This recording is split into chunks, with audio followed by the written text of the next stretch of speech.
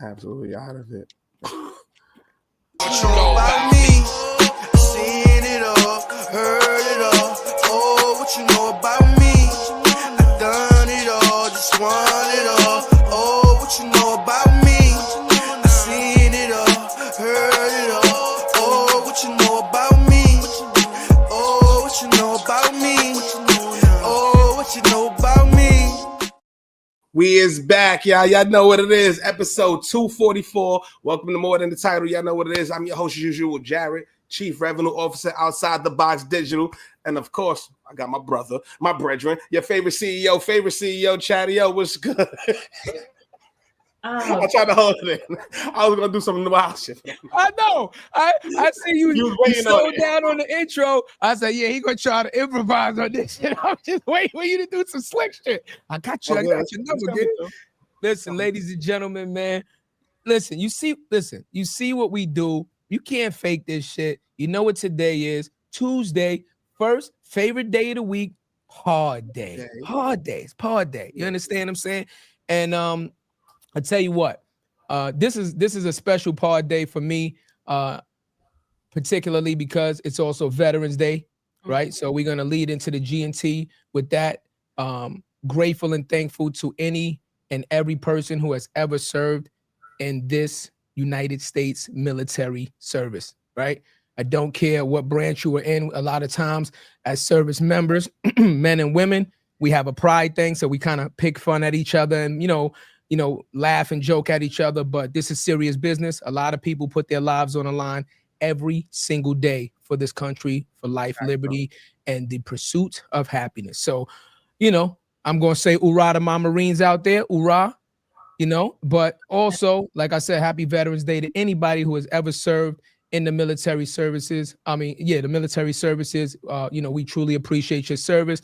And I also want to send a G&T to the families. Let's not forget them, the families that support the service members when we are away from home, overseas, on these missions, okay? It takes a lot of strength, support. It takes an enormous village to keep us motivated, to keep us focused when we are away from our families in danger areas and things of that nature, to do our job and try to come home to our loved ones safely. So G&T, happy Veterans Day to all service members, prior and future. If you're thinking about joining in, hey man, it's nothing wrong with serving your country, right? But grateful and thankful to everybody who has served. Message. That was well said, cuzzo. I'm a motherfucking soldier, you know what I'm saying? Thank you for your service, cuzzo. Thank you for your service, bro. That's a lot, man. That's a lot, bro. Yeah. Like, you know what I'm saying? So thank you for your service and everybody who has served. With that shit, you know what I mean? Let's get it. Let's start the show. Let's get it rocking, y'all. So first of all, welcome everybody to More Than the Title. If this is your first time here, what we do, this is raw, this is real. We don't ask, salacious stuff. This is about knowing the person, right? The journey, the ups and downs, the sacrifices, right? Because we all more than the title. So that's what it's about. And we're going to have fun and we're going to laugh. For all the reoccurring listeners, welcome back. Y'all know what time it is, y'all. And before we get into this Queen's intro, I'm gonna let you know, every room we go to, this sis is there. She's working. She is working. I promise you, she's working. And so this was long overdue. You know what I'm saying? So Right. And before you get to her bio, because she's working, and because she's on the show, we're gonna start by saying phenomenal. Another phenomenal guest. Listen, here we go. Hit that like, hit that button, right? So you could download this episode. I guarantee you, we was talking in the green room already. She's gonna drop a lot of gems on you. This is a super, super intelligent woman who is highly motivated. I promise you're gonna learn a lot on this episode. We're gonna laugh, we're gonna joke as we always do, because we're batting 1,000. 1,000 of them things. 1,000. You know what I'm saying? We don't miss. We do. We don't miss.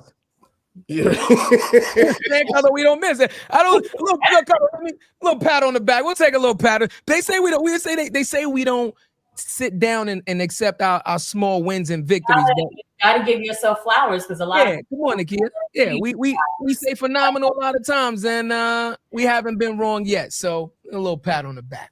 I love that. I ain't mad at that. Yeah, but let's give her the flowers. You know what I'm saying? So first of all, she's the co-founder of Brand Saver and a master storyteller who's been shaping the way some of the biggest brands connect with people. We're talking about Amazon, Meta, Ryder, so many more, y'all. She has over 15 years of leading marketing communications, helping brands find their voice and tell stories that actually mean something, not the fluff. You know what it is? And you know what happened as a result? She's been recognized as one of PRSA Georgia's 40 under 40 women we admire, top 50 leaders in Georgia, and not for what she does, but for how she shows up. She's from speaking at Cannes Lions to the Essence Festival of Culture to mentoring the next generation of storytellers. She's proof that creativity and storytelling and strategy can live in the same place. So y'all seen her at Out Front.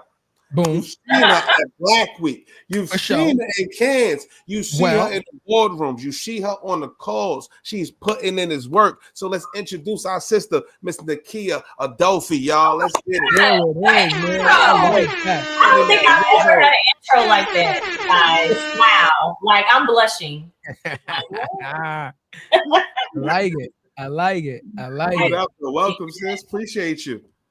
Thank you for having me. I mean, I can speak the same about y'all. Like, I see y'all everywhere. Y'all always putting in the work. And that's what it takes, being in this industry that we're in. You know, you have to keep that grind going constantly. So thank you for that. I appreciate it. Love, sis. But that's the hardest part. Keeping the grind going. I always say the name of the game is stay in the game. And that's the hardest part. Right? Yep. Like doing it when you don't want to do it, like making the sacrifices to do it, right? Up the late night brainstorming. You got a new client meeting in the morning, right? You got to knock this out the park. Your month might rely on it, right? Are you still going to stay in the game? You know what I'm saying? Like, or knowing that you're sowing the seeds that I have sown back in Q1 are finally being harvested. There it goes. Okay. And so that speaks volumes in terms of, like you said, being consistent and staying in the game, because you have to. It can't be an inconsistent, thing that you play when you're trying to really reach success. So message. See, what did I tell you already? See, she's starting already. We only 7 minutes in and she's starting already. I tell you, crazy. But you know how we like to start the show, Cuzzo? Let's do it. Let's start from the beginning, sis. Tell us about some early influences growing up. What was early Nikkia's life like? Man, well, what can I say? I'm from Atlanta, born and raised in the A. Forever, I love Atlanta. Yeah. I will have to say, when I first started, early influences, like a fun fact about me is that I grew up Buddhist. A lot of people are shocked when I say that, but it really shaped the person that I am today. I get a lot of my values from the practice of Buddhism, and while I don't practice today, it was a very positive influence in my life. And so when you think about kindness, when you think about patience, when you think about karma, cause and effect, that's a very high principle, about good actions leading to good outcomes. That was something that really stuck with me and really was an influential part of me growing up, and just how I approach life and work. And a lot of people say that I kind of lead with optimism. I'm a forever optimist, and I feel like you have to lead like that, especially, being a founder, being any type of title that you have, right? And just having that courage. So I will say that. And I also think one of the inspirations I think that actually led me into even getting into comms actually started with this woman that I saw on the TV at the age of 6, and her name is Amanda Davis.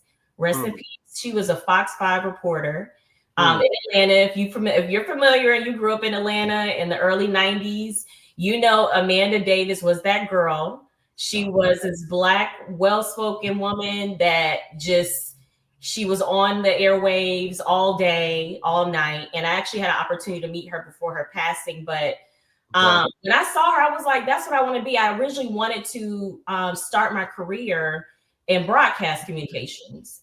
And then I realized when I went to college, I went to Clark Atlanta University, started my tenure there and majored in broadcast. And I was like, ooh, this hustle didn't match the paycheck. So I was like, let me see. I know that I always had inclination to want to write and that creative aspect. And so I started looking into PR and communications and just the art of that, and fell in love with it. And that's where I found my calling. So I would say those two things were like a big sort of guiding North Star for me. Like seeing Amanda Davis on there, like I can be, she was really probably the only Black woman at the time in Atlanta that was on, on the news, like the morning news. Right. And so me, the 6-year-old girl in 1991, seeing that is like, you don't often see that. And so I wanted to be her. And yeah, and I think that just really being able to kind of see me within her was what really pushed me to go that route in that space. So right there. But I want to go back. You already know where I'm going.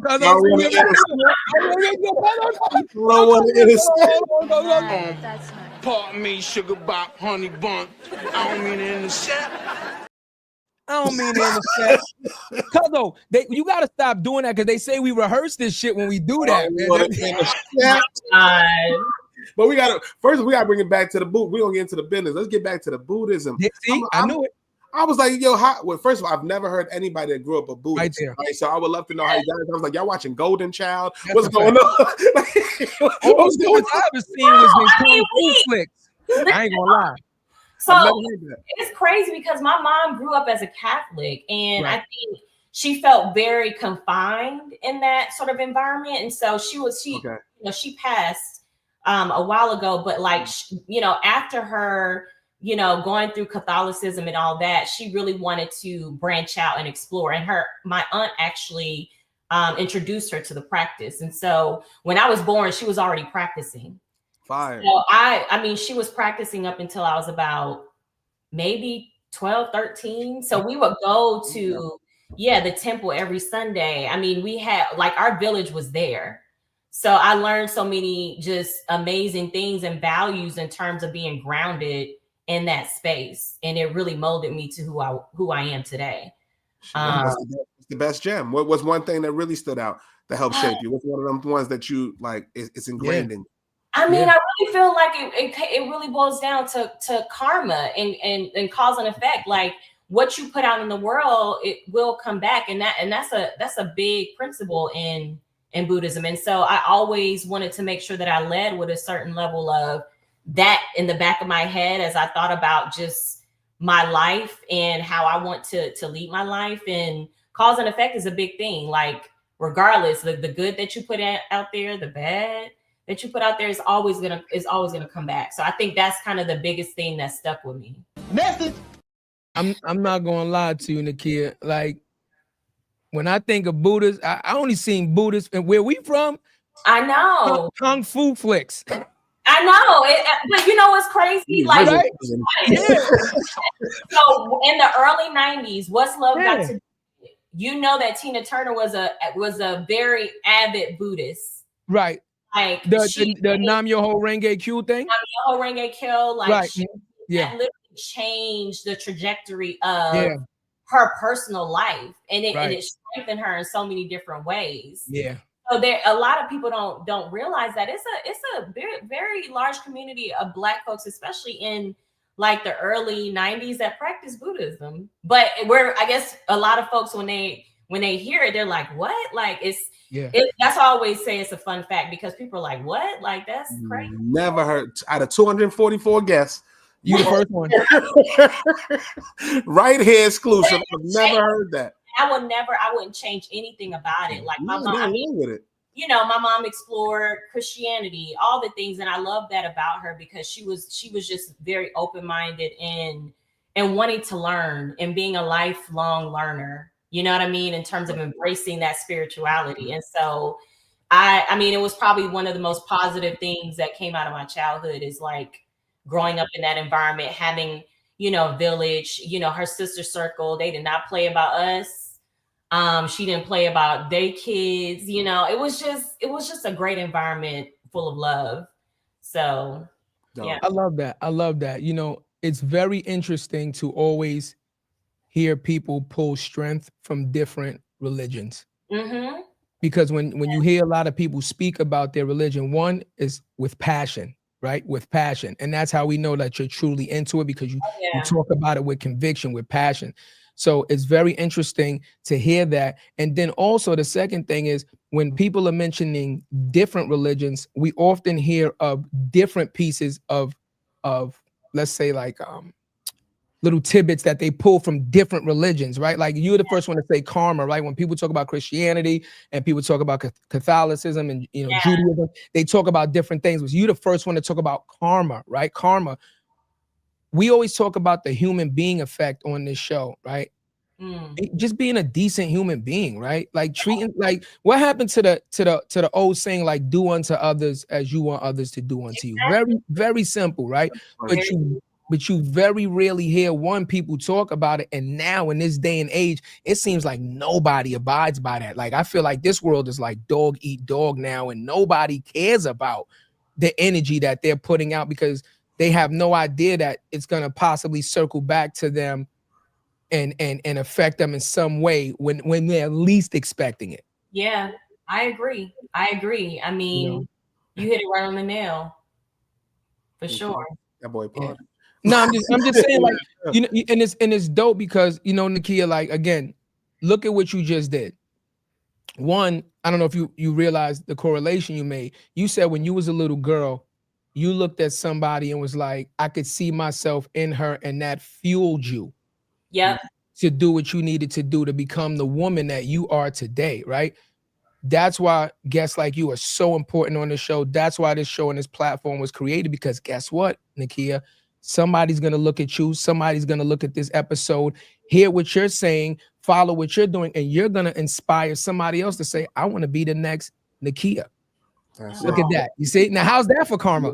Only takes one. Oh my God, it's a whole ripple. It's just but that's how it works. I mean, that's how karma works. It's all about, like you said, the energy that you put into this world and really wanting to, for it to come back, tenfold and positive, right? I mean, we all have our bad days, of course, but it's being intentional.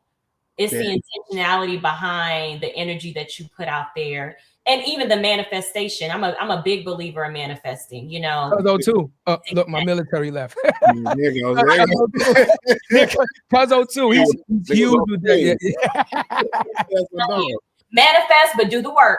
Let's say that. Do the work. Don't just think you manifest and then you can be lazy. That's not how it works. That's the work. You know what I mean? Like do the work. When I say work, it could be inner work. It could be the hustle, all the things. Like you gotta do the work. Be it self-awareness, be it, spirituality, be it, on the grind, like all of it matters. All of it, comes into fruition for across the board. So we having technical difficulties. We trying to get the damn comment up. We hit it at the same time. True fact. Yeah. And shout out to everybody on Instagram. It's a new look, y'all. They doing the portrait, the vertical, the horizontal joints. Is new thing on StreamYard. If you're not used to it, we're gonna have to get used to it, y'all. Because sometimes I'm out screen, sometimes he's out screen. We're used to the old format. Sorry about that. Yeah.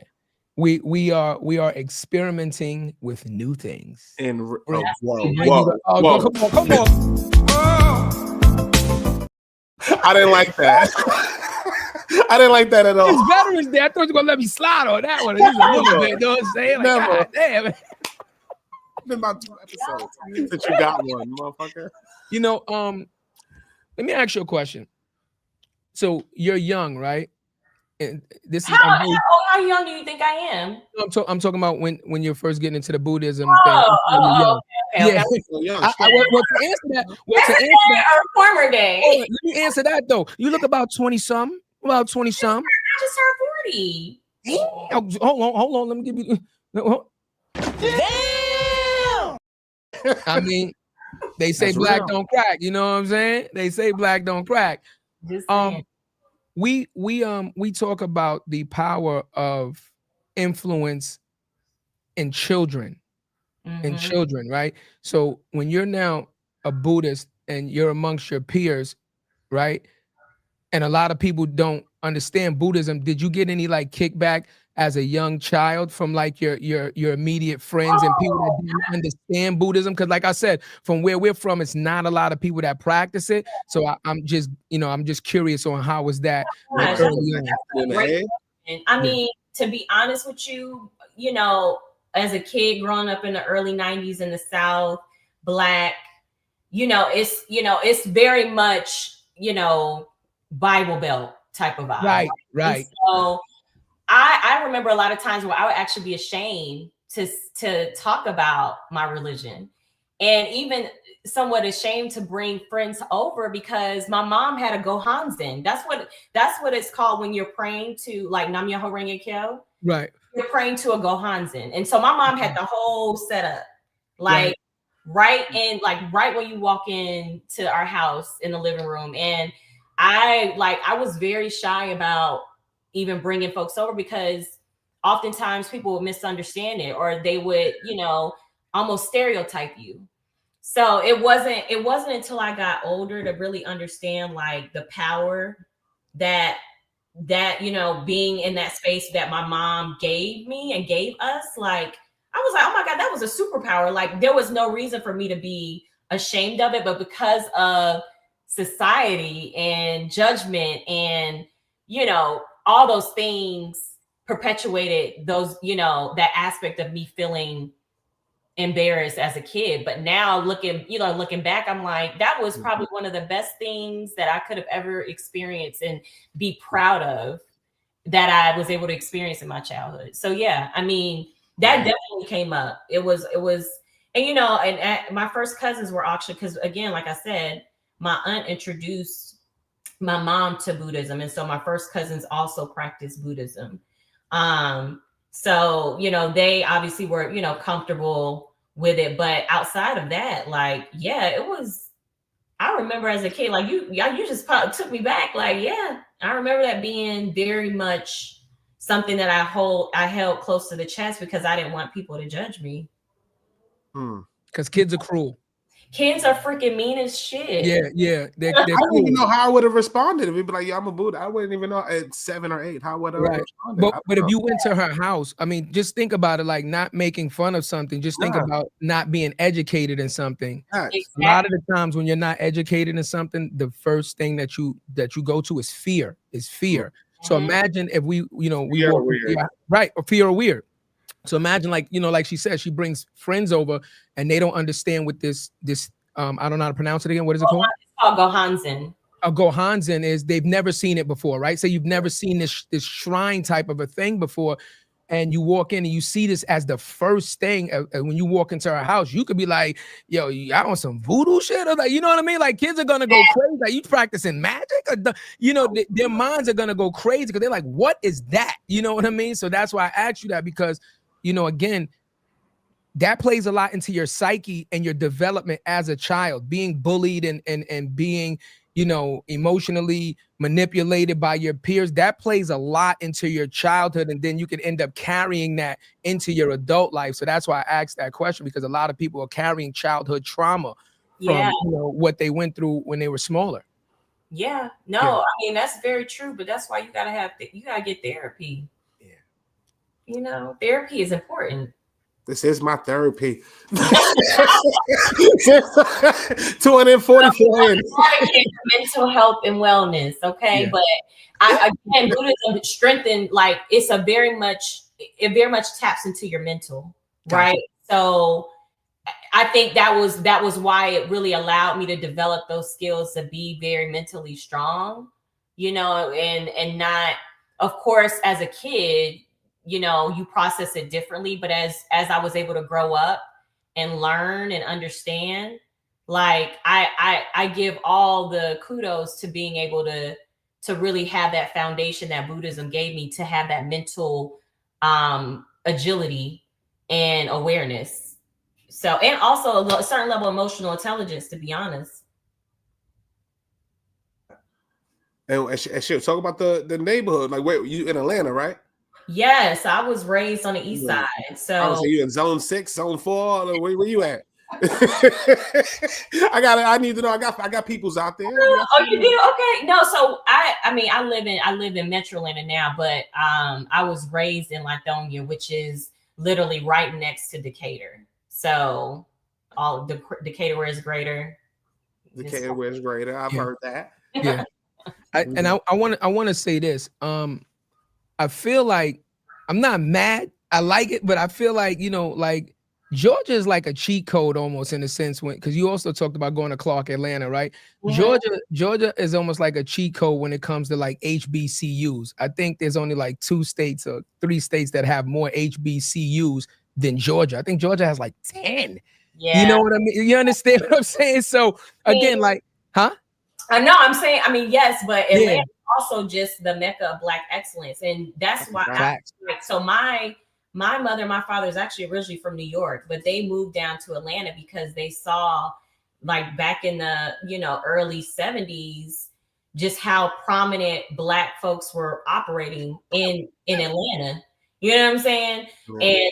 And that really, they wanted a life for a great life for their Black kids. So, I mean, that just speaks to, to your point. Yeah. I mean, HBCUs are very prominent because there's been a certain level of Black excellence shaping this city.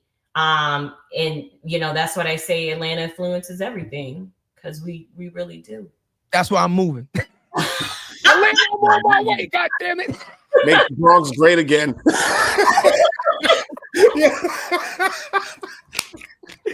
I don't know, brother. We fighting a good fight, but I don't know, man. Like I'm ready to go. Yeah, I'm ready to be there. But I almost signed the papers. That's a fact. And a better quality of life. I'm telling you. I believe it, Nikkia. Cuzzo almost moved down there. I'm actually planning on moving down to Atlanta. Seriously though, we go down there a lot. Me and Cuzzo was in Atlanta a lot. And for me, it just feels like home. But then I think about it. A lot of my family, from my maternal side, is from Savannah. So a lot of my family from Georgia. So you understand what I'm saying? So maybe that's why it like connects to me. I don't know if you got any family that's Lawrenceville. Oh, there you go. See, Lawrenceville. Yeah, North Atlanta. That's north of Atlanta. Yep. And actually, I love it. Big Boy from Outkast, he's originally from Savannah. So I think all his family's from there. Yeah. He's from Fat Joe's Projects. Let him know. That's where I'm from. I'm right at the block from Peter Guns in him. I don't know if that's something. That's cool. Big Bronx, not the little one. Big Bronx. Yo, so okay, so we're starting now our journey. We have a great foundation in spirituality. It's clear as day that you have a great foundation in your work ethic right now. Let's walk us through the stages right after school. Now you graduate. What are you thinking about is the next steps? You know what I'm saying? Like, are you like, okay, because again, technically you stayed home for school, right? Which is a little different, right? It was a little different because a lot of people try to go away for the college experience and leave home, but you kind of stayed home. So did you have any ideas like, okay, I did school here, I'm here, I'm ready to kind of spread my wings and fly? Or, what was your kind of mindset coming out of college? Well, funny enough, I mean, I ultimately did want to leave, but at the time my mother was going through, she was really ill at the time. So I decided to stay in Atlanta, and actually ended up transferring to Georgia State, graduated with my PR degree. I knew I always wanted to be in an agency environment, but in Atlanta, I graduated 2008 maybe. It was really hard trying to find an agency job in Atlanta at the time. I had started by like kind of working in-house, really boring. I was working for a dental pharmaceutical company.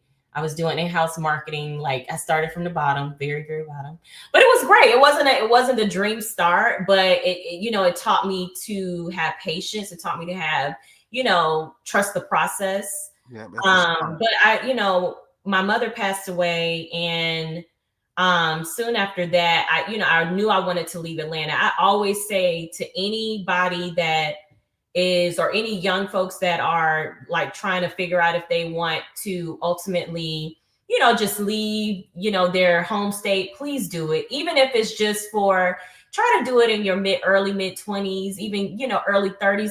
Try to get that experience because it really helps shape you and really puts you out there to understand like a way of life and really try to be more independent and not sort of rely on your safety net. And so, I landed in Miami. I, had already always visited there. And luckily enough, that's where I landed my first PR agency job. So I started working for like a small PR agency that was focused on tech brands. And that's really where I started to kind of build a passion for, working in the tech space. I kind of became like a little tech PR nerd. And that was fun, of course, having Miami as the backdrop. I was there for about 5 years, did some amazing things. Then I actually moved to New York. I was still working with the same agency, but moved to New York. And it was just a great experience there. Again, just being outside of my comfort zone. And I stayed at the agency for quite some time. Then I was like, all right, it's time for me to come home. I came back home after being away for about 9 years, but I stayed within sort of these small boutique focused agencies. And I will say one thing I did regret that I didn't take advantage of in New York is the sort of breeding ground for all of these big, agency players that I really didn't take advantage of. I remained loyal to this particular agency. And that is one of my biggest regrets, is trying to go out there to be more adventurous, to explore other bigger agencies. So a lot of my experience kind of spans sort of that small mid-sized agency background. But then I came back to Atlanta, landed another more of a leadership role for a smaller agency that's here in Atlanta. And that really taught me people management. I was able to really kind of learn my chops, like from a business operations standpoint. I mean, I learned so much that led to me working for another agency where I was, working with Meta, Amazon, all the things. So I feel like my journey is kind of interesting because I kind of went from entrepreneur to entrepreneur, right? Like I was able to really learn the intricacies of doing business the right way, running a agency operations like a well-oiled machine, and then taking the good from that and saying, okay, here's how I want to build my agency model. And that's kind of where I am now. I started, Brand Saver a few years ago with two of my business partners. We worked together in the past, and we did some pretty incredible shit. And I was like, we could do the same thing on our own terms. And we're doing it. I mean, we're working with some amazing brands. We've kind of honed in on like working with companies across social impact, innovation, culture as well. But it's been a grind, but it's paid off because, like I was telling Jared earlier, Q1 definitely it was looking really meek. But now those seeds that we planted in Q1 are now starting to bear fruit and harvest in Q4. And I'm very grateful to be able to kind of, again, trust that process. I know that it was a slow process for me kind of entering into the PR field, stepping outside of my comfort zone. I had to get outside of my city to realize that there are other opportunities outside of Atlanta. Atlanta's great, but at the time it wasn't hitting on what I needed to hit on. Right. And I knew exactly where I wanted to be as it relates to the industry, what I wanted to pursue. I knew I wanted to be in a leadership position eventually, which I was able to. And it was all those great things landed me here to where I am now, where I'm, building a 7-figure business. Right. So. Oh, hold on. No, speed past that. Yes. Just don't speed past that. We cannot. Let's talk about that. Yeah, and you said something that's very key. That's very key, right? You learn the ropes first. Yep. Right. You learn the ropes on somebody else's dime. You learn the mistakes without having to make them yourself. And a lot of times we talk about this on the show. One of the best ways to be an entrepreneur is to go to work first in the field that you're thinking about starting a business in, right? Learn the ins and outs, learn the things that you didn't have any idea. Oh shit, that's a thing. Yeah, that's a big thing. And you didn't know about that. And that might have cost you your business had you started early, right? And so it's extremely important for our listeners to have heard that, because it's education is crucial. Yep. College is dope, but we also talk about the difference between going to college and getting a book degree, right? Versus on the job training. That on the job training most times is 100% better than what you learn in those books, because that's what they're doing in real time. In school, you learn the theory of things, the theory of things, but you were learning it in real time. And then you said, okay, I'm gonna sit here and I'm gonna be loyal, which again, you might have taken loyalty at that point and said, oh, that's a mistake, I should have jumped around. But think about this. Because you were loyal and you stayed, and you continue to build that relationship with the company that you were, made them more comfortable with now letting you in certain rooms and things of that nature, which ultimately gave you more information than jumping around. Because every time you jump around, you have to go to, okay, this looks like a dope opportunity, but it's with a new team, new management, new leadership. You don't know if you might fit in there. You don't know if you're actually gonna like it there. You might actually jump ship looking like, oh, the grass is greener over there, and then get there and be like, I cannot work here. No, but absolutely cannot. What I'm gonna say is, though, depends on where you are in the station in life, bro. Okay. At the end of the day, like you got to take risks, especially in this industry. In this industry, you got to take risks. It's all about relationships. I learned that the 10th year. That's why we started the LinkedIn. Right. That's why.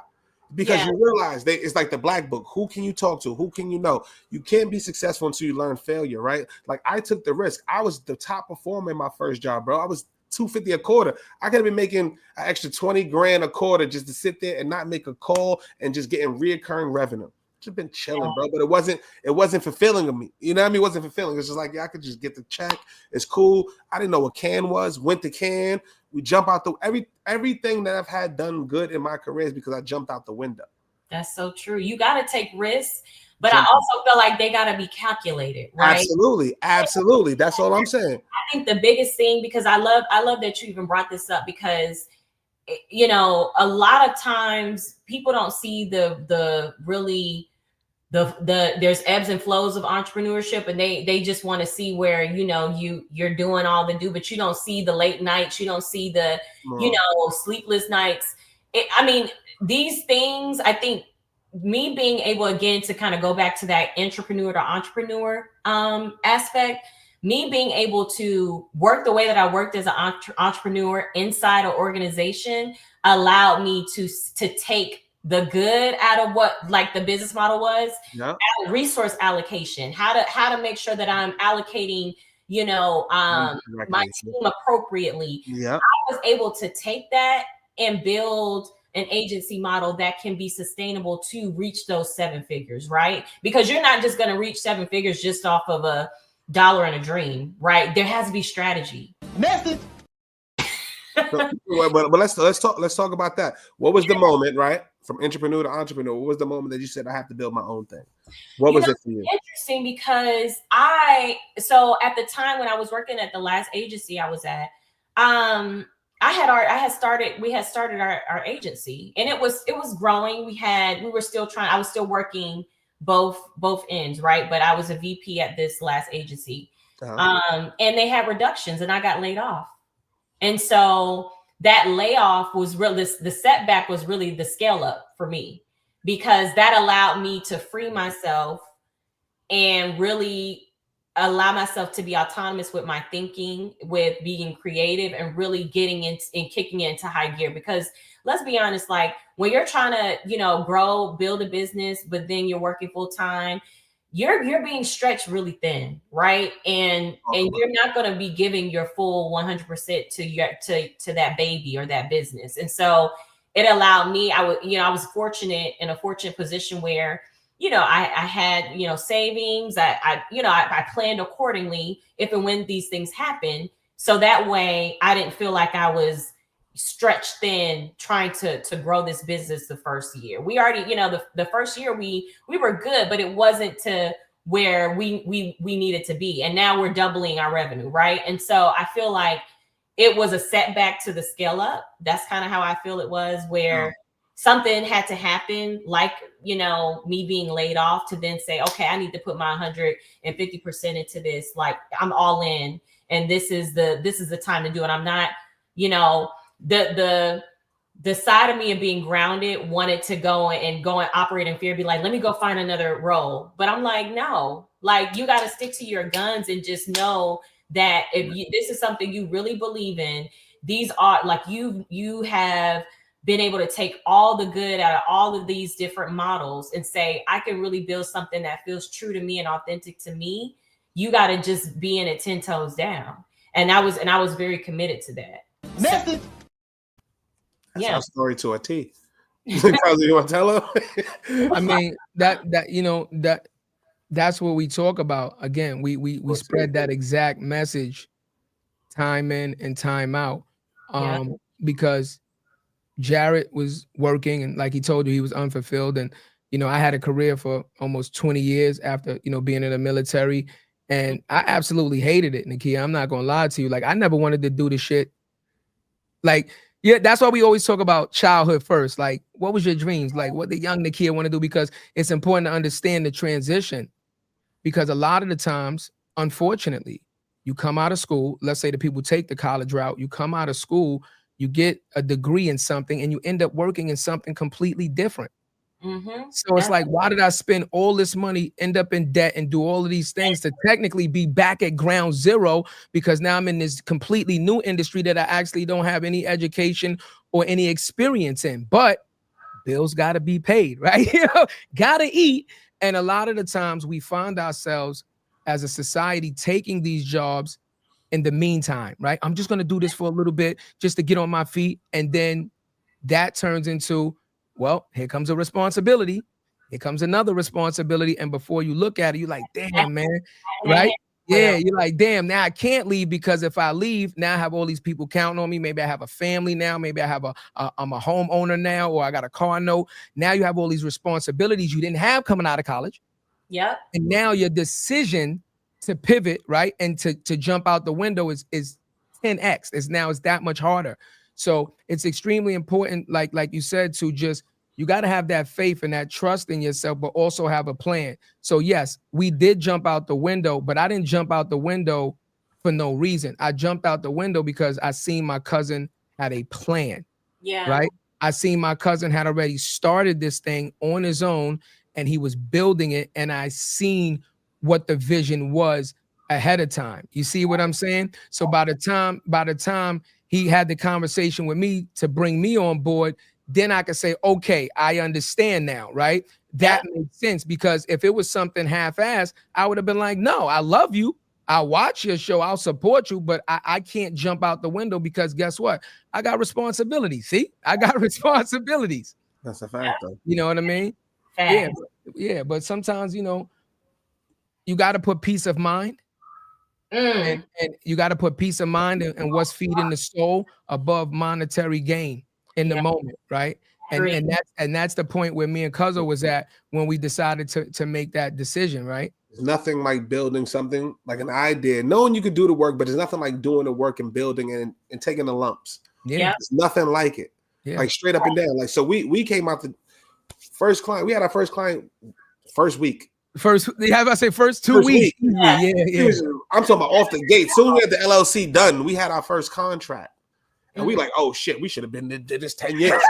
And that's what my sister tells me all the time. She was like, I've been telling you. You know, and she's like, I've been telling you this for years. And I'm like, you know what? But it had to be in the right time. Like, it's all about timing. You know what I'm saying? And there had to be a strategy behind it. There had to be a plan. Like, I wasn't about to just, of course, you know, I didn't plan on getting laid off. But again, I had already had this business in the works. We were already working on building the foundation. I had sort of, my financial plan set up. And so there was already a plan. It was just a matter of like, okay, there's no operating in fear, just do it.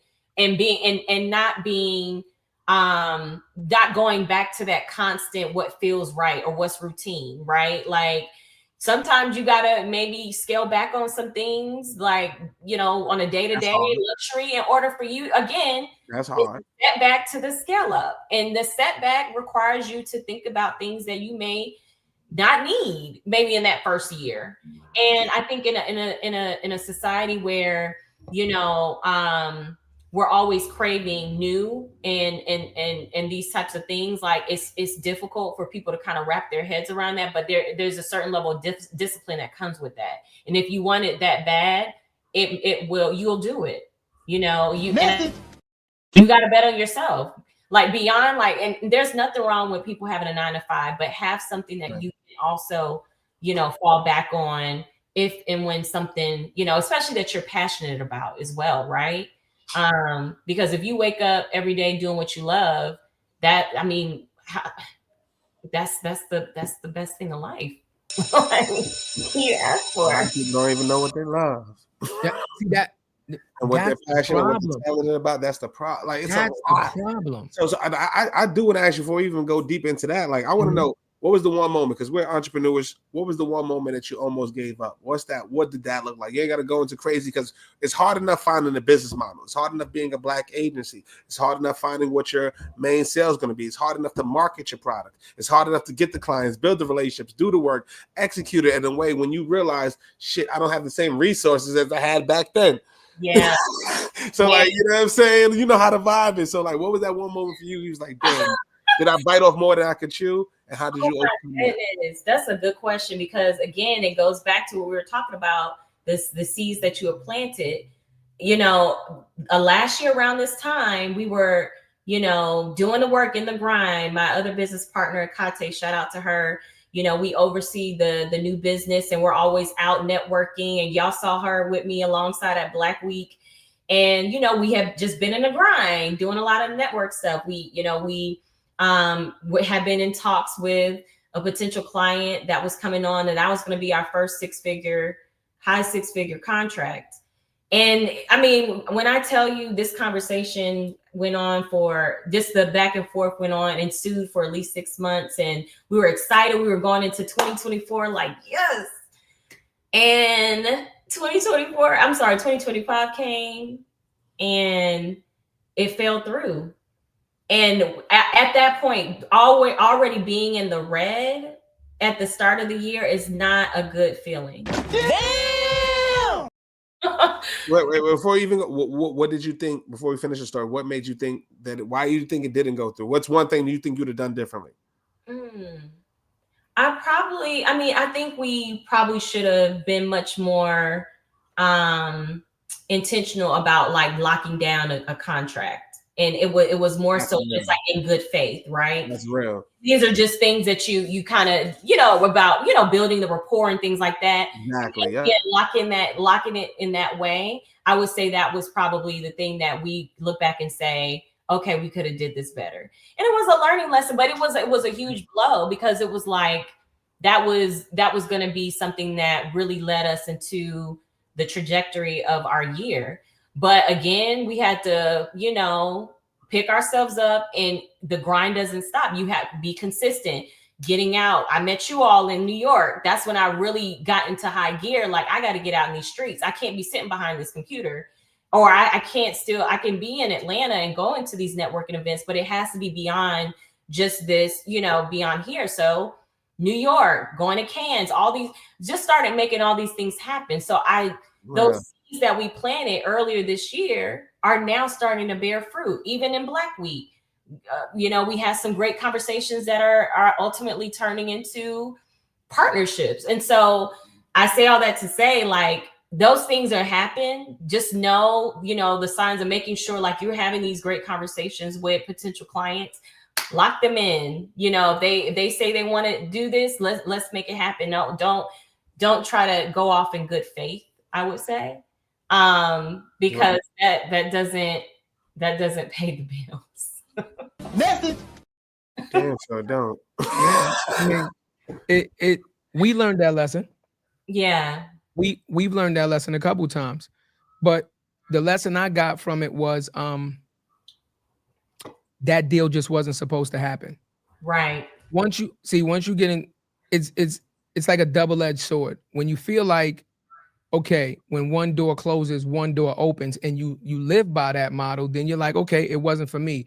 But you still feel it when you feel like, listen, again, we have responsibilities as a company, right? I have responsibilities for this, and a deal falls through. You always get that, well, what if I did this? And what if I did this different? And what if I did that different?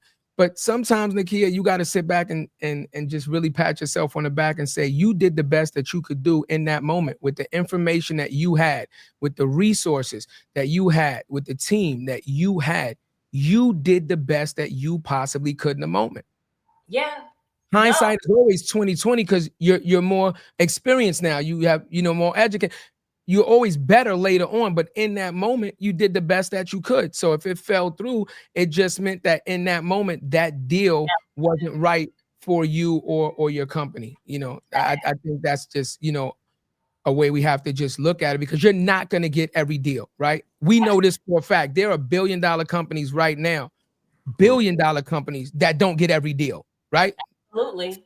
Fortune 500, right? You understand? Like, no company says, we've been in business X amount of time and we've never had a deal fall through. No company ever says no company ever, right? But we got to put it in context too, right? Talk to me. As a small black business, small business is hard when you got you're forecasting your revenue for Q1, Q2. You've got employees, you got responsibilities, you got to pay for the technology. They're going to take that out the thing. You got to make sure you make payroll. There's a lot, so it takes a toll on you, right? So there is a lesson in all of that shit. Like, it's a lesson in like, yo, look, what should I've done differently? Because guess what? The one that is meant for me, I'm going to perform at the higher level. Right? Yeah. I could have stayed up a little extra hour. Matter of fact, I know that wasn't effective. It took me 2 hours to do that. Why would I do that? Yeah. I'm gonna do something else to take me a half an hour. We experience this shit all the time, right? All the time. So like it just comes down to that. Like you said, you gotta risk it. You gotta risk it. You got to, and I think you guys got to be smart with growing your team as you scale. And I think that's one of the things that we're doing really well. We didn't take on to where we wanted to be. Oh, we gotta, make payroll. Like, no, we're gonna do this a smart way. The new business is a priority. As we bring in the new business, we, of course, we're interviewing folks and consultants. We went from having no consultants to now having 5 in the course of a year. You know what I mean? And so, but we wanted to make sure that we were growing. As we were growing, as we were scaling, we would then grow our team, right? So I think that's also a good nugget in that you don't want to stress yourself out, as you're kind of building your business with making sure that, you're as a small business reaching payroll or making payroll, like make sure that you're being smart and as you scale, grow your business. Absolutely. Right. But let me hit you with this. Let me hit you with this angle. You're a small business. You have potential revenue in the pipeline. You're having these conversations. Mm-hmm. Now, in order for you to execute these deals that might come through, you have to grow your business. But at that moment, you might not have the revenue to hire somebody, right? Mm-hmm. Now, this is what a lot of small businesses go through also. How do you build a team when you don't have the financial resources to give somebody a salary up front, and you only have the vision of what the business could be and what the revenue could be? Can you talk about some experiences? Yeah, you understand what I'm saying? Like when you were trying to get somebody to join a team, but you might not have had the resources in the moment to give them. Can you talk about something like that? Wait, just give me context. I would say it might be, you might have a 7-figure deal, 6-figure deal, and they might pay on a net 90. Right. Yeah. Right. Like, what do you do then? I think it kind of goes back to how you start, right? Like building your foundation. You may have a couple of great retainer clients where, and again, for me, I have 2 other business partners. So it's not just, I'm just not sitting on an island, which I feel, grateful for. You have a team. Everybody has swim lanes in that agency, right? So maybe the first 12 months, you're going to have to dig in and do the work, but making sure that you have that sort of retainer where you're taking out a portion of that set aside for any sort of future forecasting. That would be my first level of advice, making sure you have some level of savings to build off of wanting to scale your team. 2, business credit. Business credit is essential. Like you have to, and it's not to say that you have to make payroll via your business credit, but that's going to allow you to kind of grow that as well, because that's just as important. But I think also too, like, in the way that we're growing, we're working with consultants. So again, having those ongoing conversations with potential folks that you want to bring on board, I think is super essential. Already having a great network. I've been tapping into my network to build out my team as well, because I know there are folks that I can trust, and I can, and they have the bandwidth to take on an opportunity, and we can hit the ground running. But also to making sure that you have your processes and systems in place, so when they come on board, it's seamless and it's smooth sailing. Message. Process is so important. When you build processes and systems, you can scale so much more seamlessly. But I think people kind of overlook that, because there is a lot of, there's a lot of work that goes into that. And then, but once you follow it, you're setting yourself up for success in your future business, for success, to be healthy and sustainable. That's a fact. That's an absolute fact. And again, we've talked about that extensively also, right? You would be surprised, Nikkia, like just right off the back, a lot of people don't even understand what a business plan is. You know how many people start a business and never develop an actual business plan, never actually sit down and do a business plan? They don't have a binder. They don't have nothing. You understand? They just like, yo, I sell these t-shirts. They selling. It's hot. LLC. You know what I'm saying? Or I spray paint, because we're so talented. Right. Yeah. But that's how a lot of businesses start, right? With us, right? You take a talent, what we're really good at, right? Cooking. You take a talent, right? Oh man, I sell these dinners at $10 a plate, $7. I always sell out. Somebody says you should open up a food truck, right? Like your friends say, everybody always does. Yo, you got a talent for. Why don't you open up a food truck? You ain't got to open up why don't you open up a food truck? You might have a couple dollars, and because business is booming, you just be like, yo, let me just open up the truck, because if I still keep the same customers I got, everything should be all right. Now you've opened up your business, and you might have invested and took this jump, but you never set your process. You never set your stand. You never set your plan down. So now, like you said, if something happens where you take a slowdown or you need to hire and things of that nature, now you start to go down a little bit of a tailspin, because now you don't really know what to do, because you didn't have the foundation in place. You just kind of jumped in. Yeah. Exactly. A lot of small businesses make that mistake. Because at the end of the day, there's so many, like you just mentioned about food truck, yes, you may be talented in this. Lots of other folks are. You know how rife the competition is? And that's where the brand storytelling, the messaging comes in. How do you stand out? Like, what's your story? Like, even how we just kind of talk, just from my upbringing. That's where folks don't understand that can be a strategy or a method to how you really tell your brand story and how you stand out, instead of just kind of, like you said, signing up for LLC, doing all the things. There has to be a story behind what you're doing for people to, to stay loyal to you, for you to attract customers, all these different things. Message. People don't understand the power of that. That's all we've done. So, sis, that was my whole mindset. I have no PR background.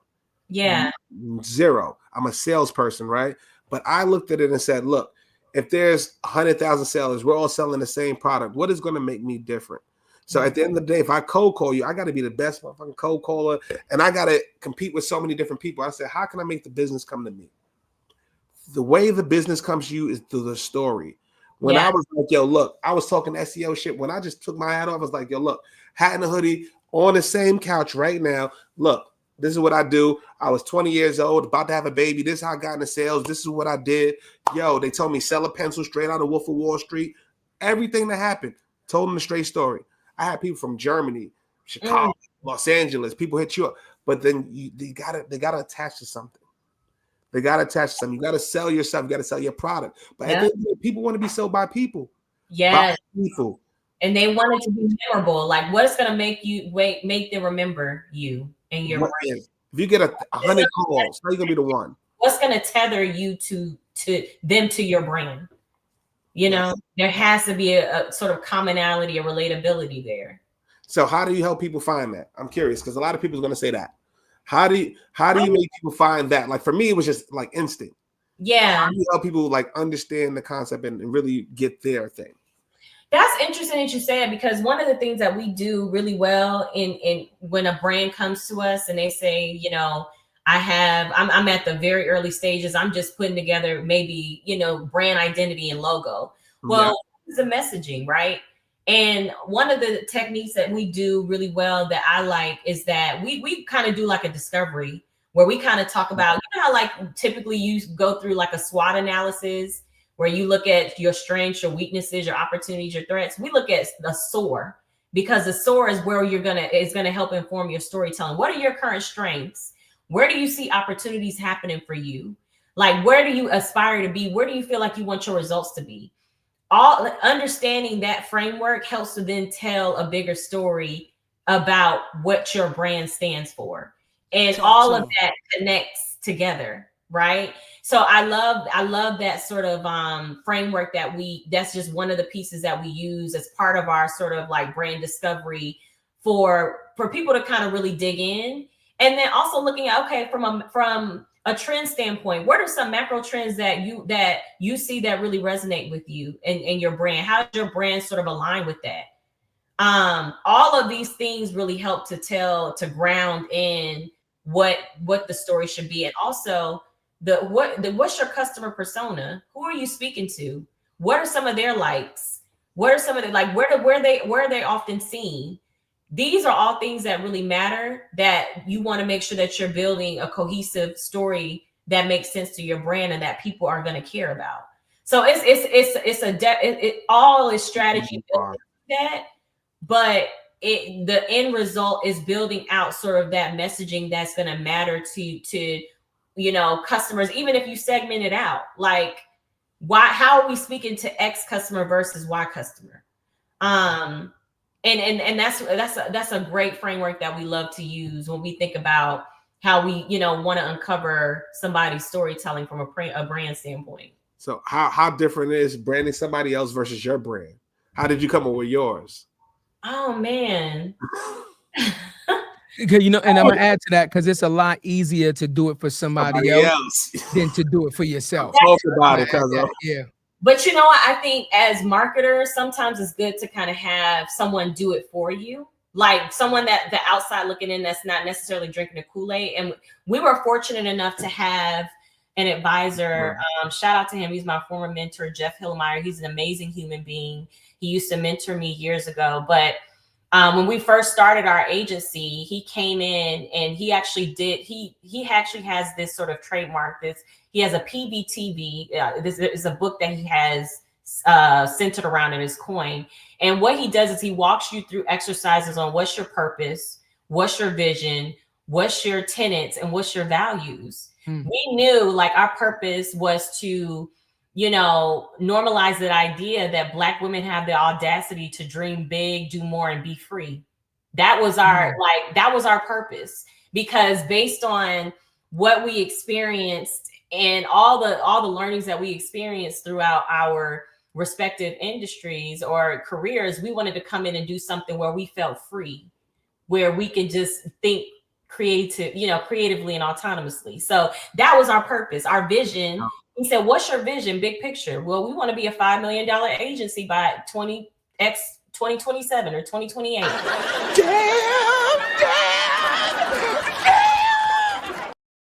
Yeah. So 20 million. God damn. I ain't want to cut you off, the kid, but you 20 million. We want to be worth 20 M's. No, I mean, they ain't shoot for the moon, land on a cloud. 20. Right. It's the vision of like, you take those, you have to take it in sprints though, right? Like these things, like you have to make sure that you're kind of like bucketing, because obviously the ultimate goal is to think bigger, but there's the purpose, tenet, vision, and values. And he walked us through that exercise, and it was really eye-opening and helpful. It kind of bridged to understand like where we want to be. And that was sort of the anchor in building our agency. So shit, I gotta ask you, how did you come up? Again, it says pricing. How did you come up with your model for the agency, right? Because one thing that we're struggling, like a lot of agencies do by per the hour model. You do by deliverable. Like, how do you do that, right? Because that's the hardest thing we found out as a problem doing our agency. We didn't want to charge anybody by the hour. No, deliverable. I feel like now like agency models are moving away from hourly. Like it's so archaic. Like you know, and people operate at different higher levels when it comes to performance, right? And so we typically do a retainer model.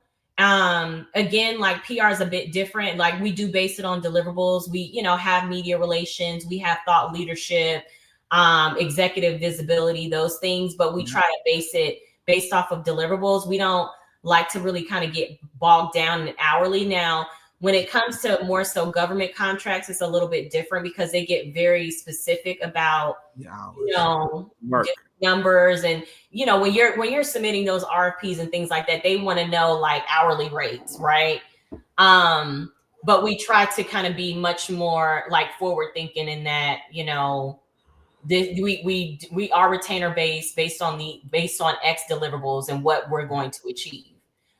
We don't really, you know, necessarily position, you know, any sort of hourly rates.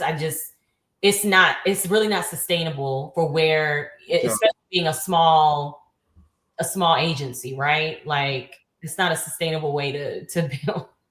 Me and Cuzzo had that conversation, Nikkia, 2 days ago. Yeah. And before that, 2 days before that. And then before that, 2 years before that. No, but I'm just saying with the same person though. Had this conversation. No, but we had that conversation with the same person. We're gonna be transparent, right? And that's why Cuzzo asked you that, right? Once again, us looking to expand, right? Not too fast, but expand our company and bring on a person or two. And we're like, hey, we need you to do A, B, and C. What does that look like? And they came back with that exact model. Well, my rate is this. And we're like, how does that even work? Because let's say we pay you to do a thing. We don't know how long it took you to do that thing. You could tell us whatever, right? Exactly. Now, that's the first thing. So you could come back with this deliverable. This took me 10 hours. Okay. Took you 5. Then, right. It might have took you 2 with AI, a half hour, right? But okay, 10 hours. But then we go, we don't like it. Revise it. Now, how long does the revision take you? And et cetera, until you get to the deliverable. If you ever get to the deliverable. Not conducive to my business. Right. It's not conducive, right? Because if we never get there, then essentially we've paid you all of this money and you're happy because you're getting an hourly salary. And at the end of the day, we are left with absolutely nothing to show for but lost revenue. But that's what the brands look at the holdcos as. Yeah. So imagine that. Imagine on the scale that we're doing it as. Imagine when there's a couple of zeros behind it. Right. You start looking at, okay, what are they really doing? Did that cost that much? Did this do this? What is the attribution behind that? What is the revenue behind that? And that's what it is right now. In this landscape, in this climate right now, people are tightening their belt and they want to know what the fuck is driving revenue. Yeah. Like what's driving revenue? Like seriously. So we can double down on that. And some things are going to take longer than others. That's something that we've learned, right? Some relationships, some things sprout differently than others. Yeah. But how long are you going to let it sprout? What can be our long-term and our short-term plan, right? But do we need this agency with 5,000 or 100 people, 200 people on this account when it does this X amount of revenue? Exactly. And if you've been in those big agencies, you know the vibes. And I ain't never been in the room. I ain't never been in the motherfucking room, but I know exactly what you're talking about. I got a question since Cuzzo asked you the question on when you had a deal, you said when you almost felt like you wanted to quit because a deal fell through. How about, did you ever have a client and you got the deal and then you turned around and was like, we should have never taken this deal? Like this client is the biggest pain in the fucking ass. Come on. You gotta have a story like that where you like give the client the money back. I'd rather not. You gotta lower the shades on that one. We don't actually I don't have a story like that. And let me tell you why. Really? We don't have a story like that. And let me tell you why, because I'm going to go back to when we built our PVTV. Okay. So as part of our values, this is where the exercise again, where Jeff walked us through, like what really, take on the experiences that you have learned, you've evolved, you've grown from over the years, and tell me what means the most to you, like where you see an internal culture and how you go about getting new business, the type of clients that you want, all the things. And one of our values that we landed on is we want to make sure that we work with clients that are good humans. We have a no a-hole mantra. And that means being able to work with clients that really understand what we do, they appreciate what we do. And we have not run into, fortunately, like we've had really great experiences with clients. Now, of course, you have those where, there may be projects and it may just be a short-term project. And of course, you may want to, continue the work, but there may be budget constraints or things like that. But we haven't really had any experience with that, because going back to that PVTV and really being true to our values, we said that we want to work with folks that are just good humans, good humans. And we've stuck to our guns. And also maybe it's a power of manifestation, because we haven't experienced. But go ahead, Cuzzo, you know where I'm going. No, so a situation like you're doing an RFP, you mentioned that earlier, right? For people who don't know, that's a request for proposal. Yeah. Coca-Cola asks for a request for proposal. They want to do a PR campaign. You put 20 hours worth of work, right? You've hired new people, consultants, whatever it is. There's a cost associated with that, right? Absolutely. You get the RFP. They say you won, right? You find out the Coca-Cola is an asshole. What do you do? That's the real. The real is you're gonna take that deal because you put too many. It depends on where you are in the station. So I just want to give the full context. Like sometimes you have to take it. So the TPT, I've heard, and it's a great model, right? Yep. It's a great model. I take. Yep. You're right. You don't know. I mean, especially with RPs, you don't really with bigger companies like that. You don't really know.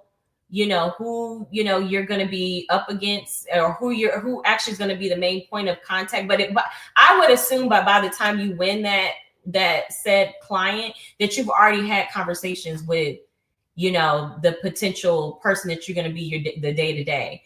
Again, sometimes it's a matter of having to suck it up and say, you know what, here's how we have to handle this and be strategic. But we just haven't really had those experiences. I'm like, thank goodness. I like it. And I like it's the power of manifestation again. Like we haven't like. No, I just want to say, like, for anybody who is an agency owner, that there may be the flip side to that, right? No, sometimes you don't know who they are until you actually do the work with them. Like everything's great on Discovery. We have a great time. It's 45 minutes. We went 10 over. We're laughing. We're joking. I know your kid's name. I know exactly what you did. You had an injury. I know all that shit. I know your dog's name.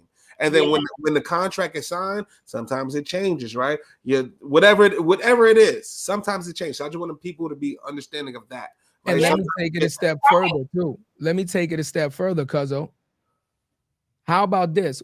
We just been talking about realistically on this show. Your network is your net worth, right? We talked about that. Now let's stay with that. Okay. Now, how about you just said a good person, a person that knows you, a person that sees your work and understands what you do and believes in you. Let's stay with that. Now imagine you reach out to your network, or better yet, your network reaches out to you and says, hey, I have an opportunity for you. I love you guys. I've supported you guys for X amount of time. I've known you, blah, blah, blah. I have an opportunity for you. And you're going to be like, well, the information that I have right now, you're a pretty stand-up person, whoever you are, right? And if the opportunity looks good, you take it, and then it's good for a while. And then that person becomes something that and does something that you're like, I would have never thought that person ever did it. I just want the audience to understand there is no perfect answer to this. The reason that we ask these questions to all of our guests is to give you guys the information so you can see the ebb and the flow. like Nikkia said. You can see that there is no one path direction to success in this model, right? Yes. You can go government, you can go friends, you can go close family, you can do this, you can do that. You can have all these things in place. And Nikkia was fortunate to say, hey, guess what? I didn't experience these things, but guess what? A lot of other people might experience these things. And that's what we want to let you guys know, that just because one person didn't experience it doesn't mean that it's not out there, right? But we want to educate you guys and plant the seed, like Nikkia said. And look, the message is vet your people, right? Try to vet the companies. Do your homework, right? Don't just look at the dollar sign of the money that you could possibly be making off the deal and go, F it, I'm not going to do my due diligence on whoever's giving me this deal and just take the money, right? Because you not doing that due diligence, unfortunately, and I'll tell you, Nikkia, we had and I'm gonna be transparent, like we had a situation like that where we was bringing in revenue, absolutely no problem for months. I mean, and doing above and beyond. When I say over delivering, Nikkia, like we should have been charging double for what we were doing. But you know what we did, right? We had the motto on karma. We are working in good faith. See, we are working non-transactional. What we're building the relationship between us and the person that gave us the opportunity. And instead of doing lackluster work, saying, oh, that's my homeboy or my friend or whatever that put me on. No, we said we're gonna make you look good. We're gonna make you look real good. Yeah. And we put in double and triple the work, and we end up getting jammed for it, like majorly jammed for it. You understand what I'm saying? So that's why we asked you this question, because our audience needs to understand there is both sides. You're gonna have some success stories and you're not, but be prepared for both as best you can. You know what I'm saying? I agree. And I think I love that you said that, because now going back to even when during the RFP process, these potential clients are always doing the talking in terms of asking you questions.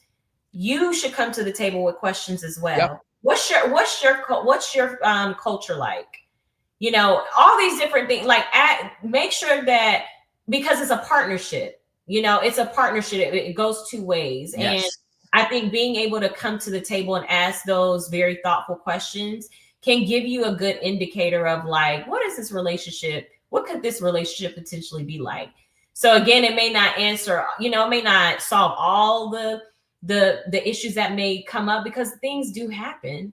But again, like, you learn from those scenarios, and then you think differently about how you approach the other, pieces, the new business that you bring on. Because again, the show must go on.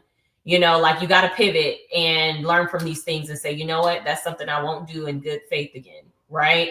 Yeah, it's a hard lesson we had to learn, but it was worth it for us to say, okay, this is how we need to operate, and it is what it is. A lot of times, in PR, the strategic counsel of things is somewhat your intellectual property. I mean, right. What we do is very specific. The deliverables are mostly kind of tapped to media coverage, earn media coverage. But there is strategy behind the media coverage. It's not just that media coverage is tactical. There's a strategy behind making sure that you are getting that media coverage, right? And so a lot of that comes with building out fruitful ideas. And what is your intellectual property? You got to hold tight to that. You know what I mean? And like, that's why those contracts are important. And, of course, you want to do things in good faith as you're building relationships, but also be smart about it. Yeah. I like it. Yeah. I like it. I got a question also. We talk about starting a business. We talk about the idea of it, right? The preparation for it. Let's talk about the funding of it. Again, we don't need specific numbers, but just the idea and the format in which you did your business. Some people, capital invest and fund their business out their own pocket. Some people do crowdfunding and stuff like that, or do VC. What was your business model when you got with your business partners and say, okay, let's start this business, and we obviously need a certain amount of capital to get this thing moving? What would that consist of? I mean, it was self-funded from the very start. Grassroots.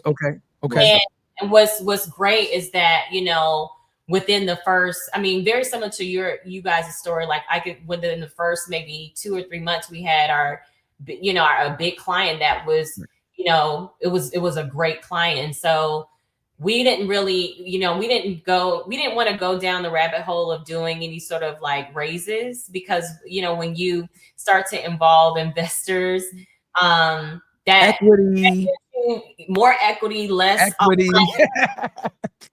autonomy on the decisions that you make on the day to day. And we wanted to build something where we had the audacity to be free and make our own decisions, and, you know, build something that we were proud of. And so with that came with us really putting in that sweat equity, being self-funded, and, you know, now, you know, headed to that 7-figure mark. So so yeah, we don't. You on mute, Cuzzo. You on mute. I said talk about it. We don't have any investors. We do have a board of advisors that have been amazing. And they've been really instrumental in building relationships, referrals, things like that. But we're self-funded. Okay. So I got a question, marketing related. I'm a marketer. We're marketers. Yeah. Right? So like when you talk about PR, there's a lot of different things. We talk about attribution. We talk a lot of things, right? Like when you pull up a PR strategy for someone, there's a lot of different components and variables to make them be successful. What makes a good PR strategy? Like, what is the difference? You know what I'm saying? Like from marketing, like for people that's listening, when they hear PR, is it the same as marketing? I just want you to break it down for people. Yeah. So when you think about PR, right? Like marketing is you're looking, if you know marketing, it's a funnel, right? Yep. This is a full funnel.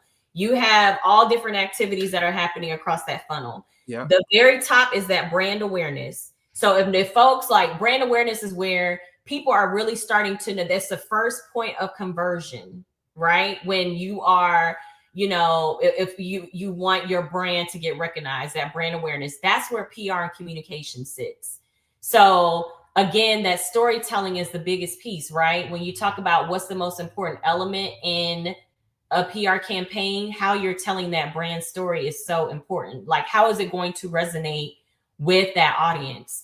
Now, again, PR is normally the first point of reference, so at that top of the funnel, and now you got to keep building, getting the folks down that funnel, right? And so that's where sort of the paid media, own channels, all those other aspects, but PR is usually that first point of reference. And so that's why we say that storytelling is so important, like being able to have something that people care about, and how do we really make that unique to where the media is going to pay attention, right?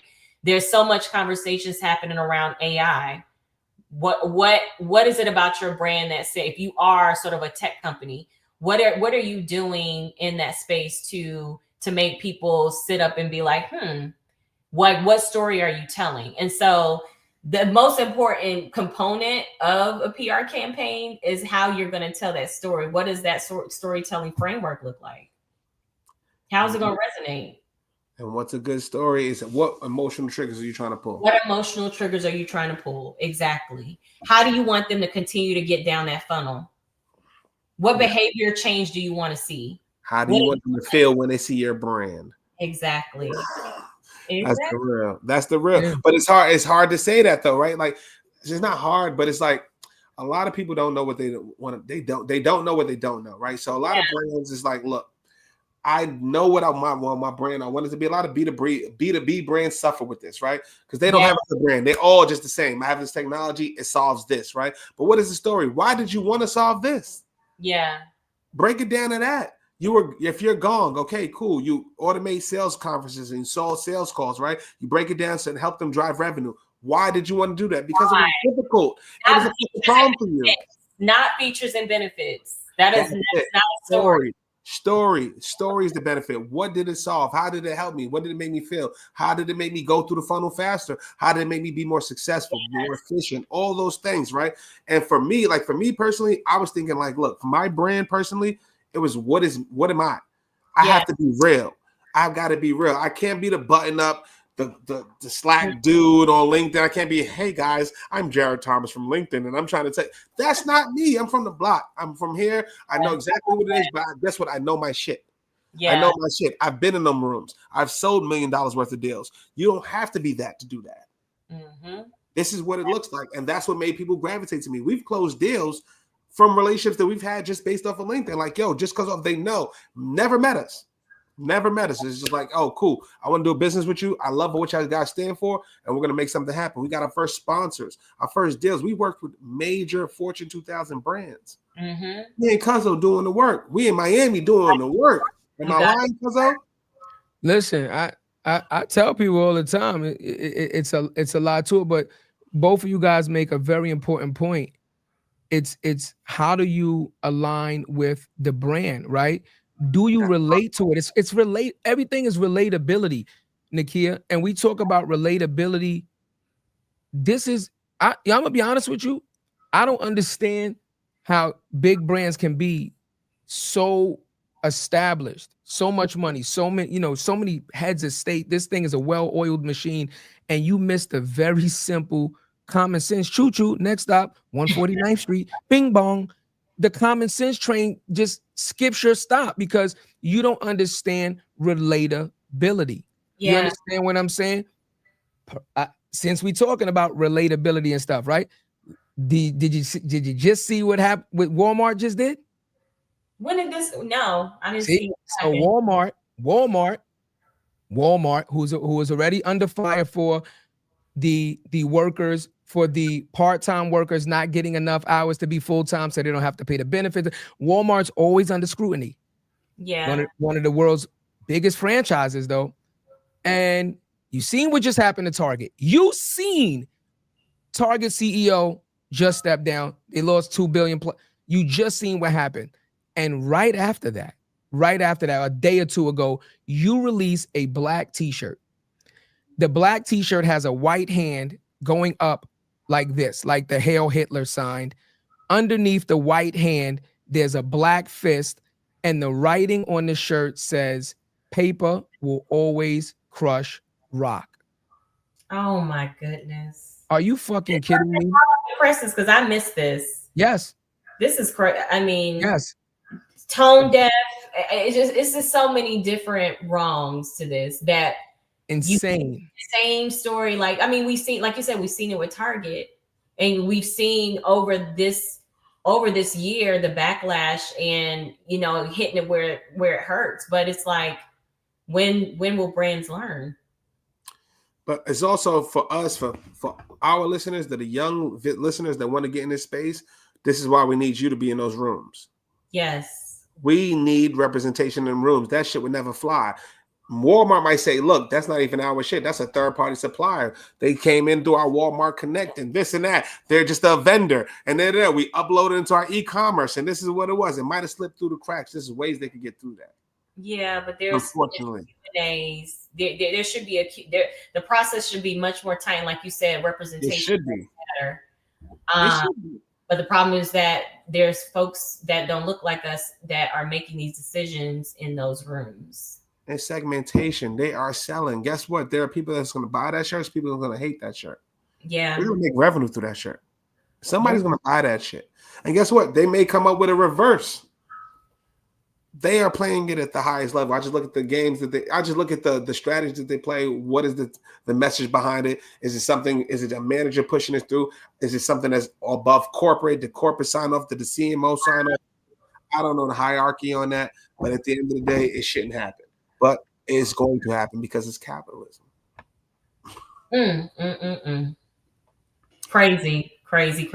I understand what you guys are saying. I understand what you're saying, but I have to disagree because Nikkia brought up what? Nikkia? Systems. These major corporations have systems with checks and balances in place. They have oversight. Right, within their own company to make sure that what sensitivity matters are addressed appropriately. There's no way that you're going to tell me again who is the check and who's the balances. That's the point. See that no, we don't know. We don't know. We don't know. But what I'm saying is that it's a difference between, again, a small company saying like, oh, I don't handle that. That's not my wheelhouse, right? I have a person that does that. But a large company, again, that has brand awareness, is trying to get brand. Walmart has brand loyalty. Let's just talk about it. Like it has brand loyalty. It has all of these things. You don't get all of these things by mistake, right? So that's what I'm saying. You have already built your structures. You already built these things, and somehow these little slip ups always seem to happen. What I'm saying is we have to look more deeper and say, is that really a slip up? Because somebody had to approve that. Yeah. Somebody had to approve that. Be held accountable. You're absolutely right. It got to be held accountable for that. Absolutely. But will it? Will it is the question. Will it happen? No. There's no name underneath that ad. There's no credibility. There's a team that did that. They're not going to. It's the same thing we have. It's the reverse conversation what we had with Mary Webb with Flo from Progressive. Right. You create this big thing. It goes crazy. You don't get no attribution on that. It made you $10 billion in revenue, but you got no commission. Does that make sense? That doesn't make sense if I make a fucking flow. Well, it goes on both sides. Yeah, it goes on both sides, right? And if it goes wrong, are they going to put the fucking person that made the shit go wrong? Yeah. No, they're not going to do that. It goes both sides. I just want to say that. It does, but okay. I just want to say, let's say it does, right? The moment this mistake is made, then appropriate action should be taken without any hesitation, regard, any fluff, any smoke screens, bullshit. So when H&M first did it with the monkey sweater, right? The monkey sweater, and nobody said nothing until it was an uproar. And they waited. They knew it was an uproar, but they waited to see how much of an uproar it's going to be before they did. Then you already know that the response is bullshit. When it comes out and the community goes, listen, we're loyal to your brand, and that was very insensitive to our community and our culture, and you see it immediately. Whoever was responsible for that should be fired, and not fired behind the scenes, fired publicly, to let the people know that supporting your brand, that's keeping that company open, that we will not tolerate mistakes like these. That sets the precedent for people coming behind them to take their job more seriously and understand like that shit is not going to be tolerated at this company. The message that you send when you don't immediately do that, or you do like you said, because of what Target did, you hold these secret meetings closed off. Nobody knows what happened, but all of a sudden a fucking resolute. Now we don't trust you no more because what was so secretive about what you had to say. But we don't have no systems in place. That's the problem.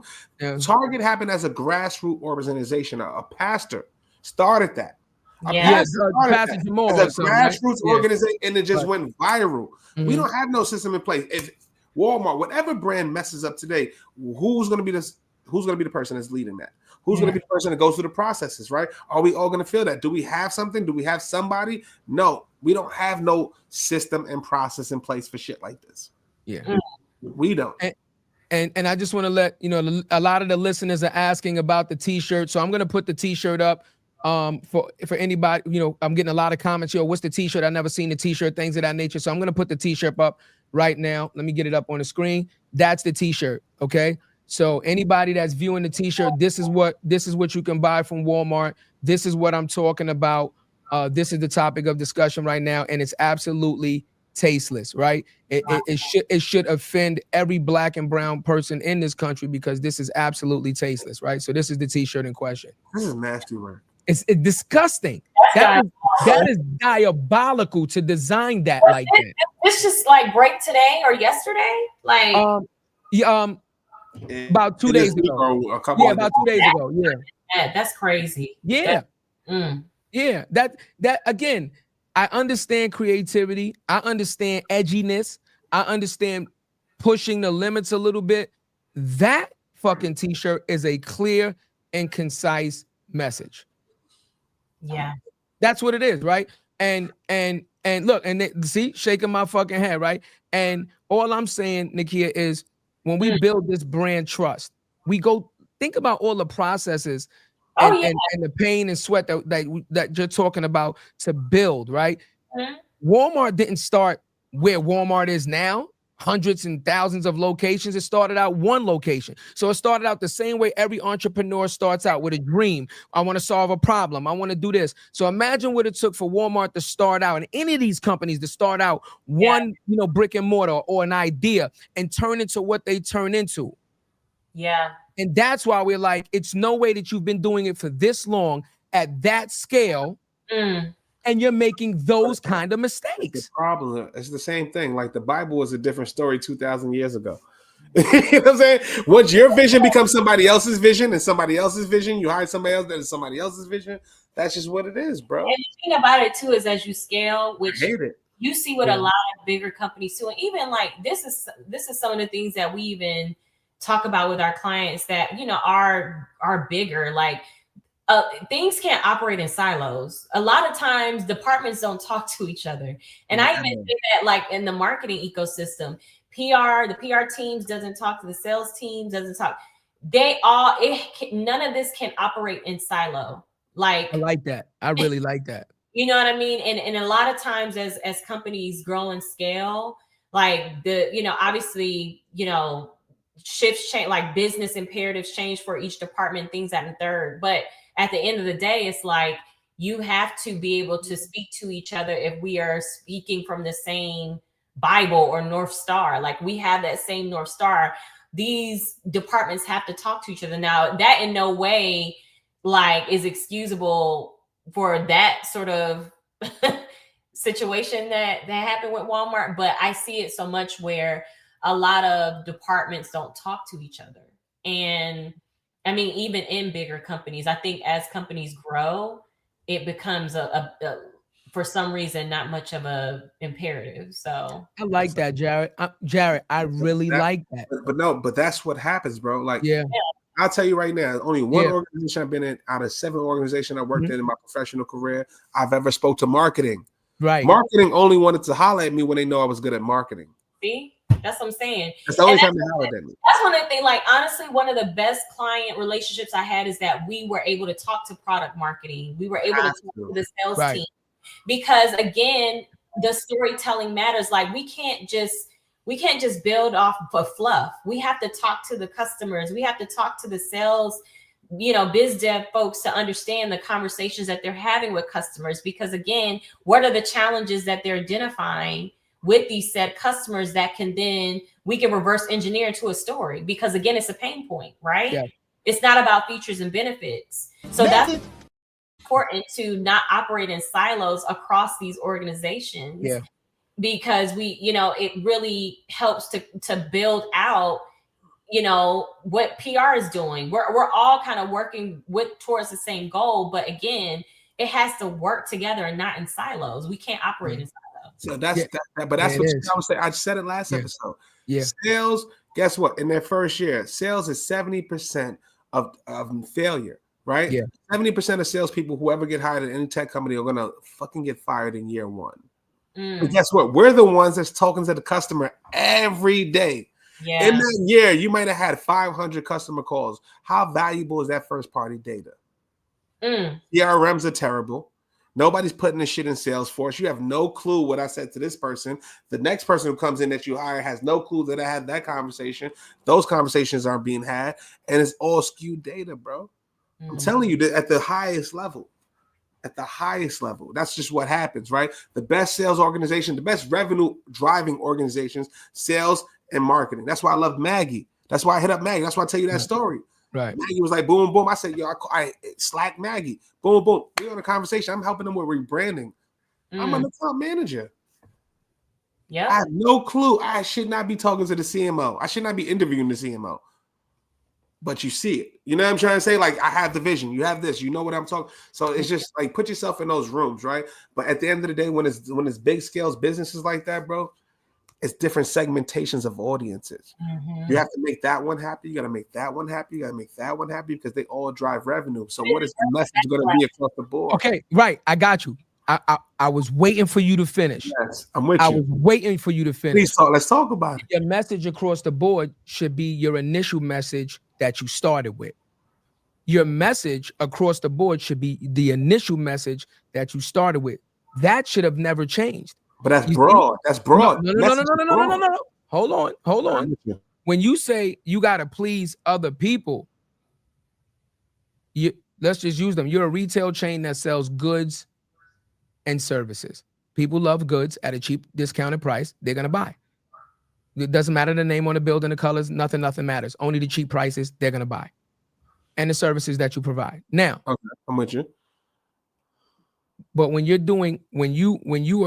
are now doing things that clearly resonate to a certain demographic or a certain political stance, and again, Walmart didn't release that shirt 2 years ago, a year ago. The timing is everything. Also, Nikkia, the timing of this thing. Look at the political landscape. I know. Look at what Elon did during the timing of this thing. How many coincidences can you have before it's not a coincidence?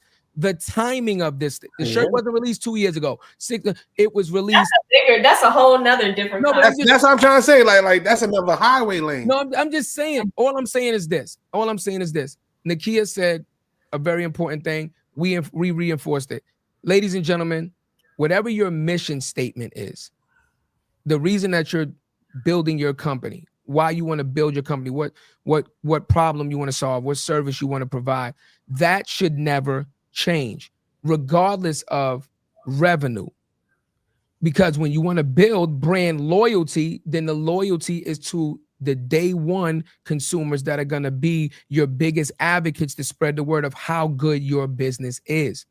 When you start allowing revenue to change your mission statement and the way that you're moving the company, that's when you start doing things that are detrimental to your bottom line. That's all I'm saying. That's all I'm saying. Yeah, that's all I'm saying. So, all right, Nikkia. So we are shooting for 20 million. We're building this company. We've been talking about building. It's the way he said it. We've been talking about you grinding hard. Huh? So shady. Yeah. Come on. 20 million. It was a good way. I'm joking. You haven't told us yet. We know you work hard. We've seen you've been grinding and you've been focused, but what you haven't told us yet is how Nikkia is taking care of herself mentally and physically. Do you take vacations? What do you like to do when you say, okay, the business is not today, the phone is not today, the laptop is closed? What do you do to take care of yourself to make sure that you're in pristine condition to continue to give your best to the business? That's a great question. Well, I feel like first and foremost, you have to, self-care is priority, right? Because if you're not okay, then you can't go out and make sure that your business is right. And you can't be whatever you need to be for anybody else. For me, it's about fitness. So you don't see my treadmill back here, but I got a treadmill back here. I try to do the piano. I see the piano. I try to do 2 miles a day. I have a dog. We walk every day. Nice. I do Pilates. I'm a class pass girl. Like I'm very big on that because for me, the fitness piece helps up here with the endorphins and all the things. And it just helps you, for me, to be more productive, right? I start my day off feeling good, getting on the treadmill, doing something outdoors. I'm a nature kind of girl. I just got back from Arizona. Nice. Did a spa weekend there. That was beautiful. I love, again, they had some great scenery, the desert, all that stuff speaks to my soul. So that's what I do to recharge. Okay.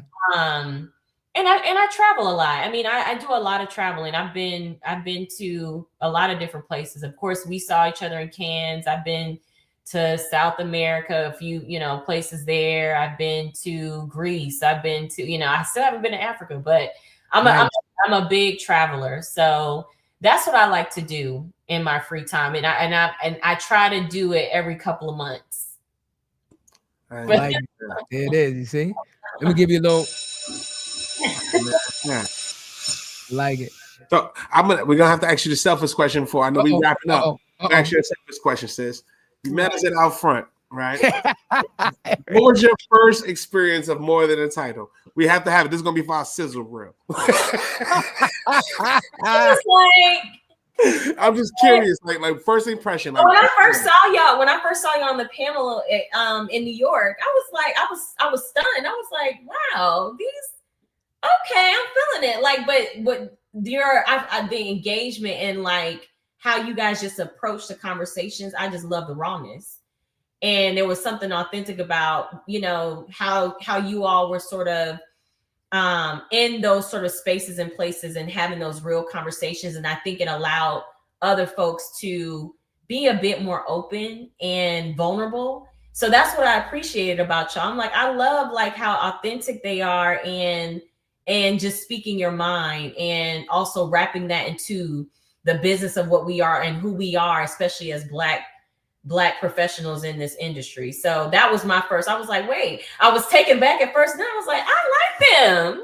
And then when I saw you at Cannes in the, at the Inkwell Beach, when you interviewed Dr. Collins, I was like, it was a really good conversation. Like I was just telling you before we came on, I was like, it was just great. And so every time I see you, I feel like I've seen y'all like 3 or 4 times, just run into y'all 3 or 4 times. I'm like, it must be a reason.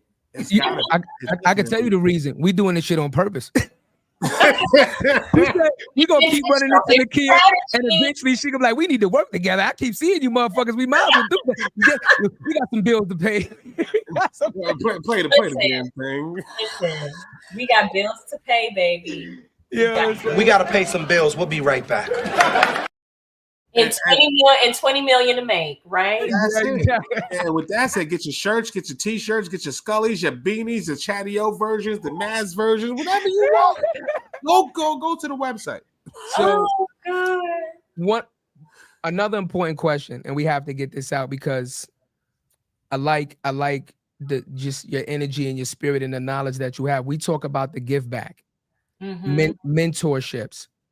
Has anybody approached you to be their mentor yet? Or how do you feel about being a mentor to mentees and things of that nature? Because I guarantee you there's people out there that would love to have the knowledge and the experience and just get a chance to kind of learn from you and grow with you. Absolutely. I mean, I have not yet have been approached. What? No. But I mean, I'm always open to it because I feel like the way that I was able to, be where I am is through a mentor. And I had a mentor that didn't look like me. He was a white man. Right. I would definitely encourage folks, when you seek out mentors, don't necessarily seek out a mentor that looks like you.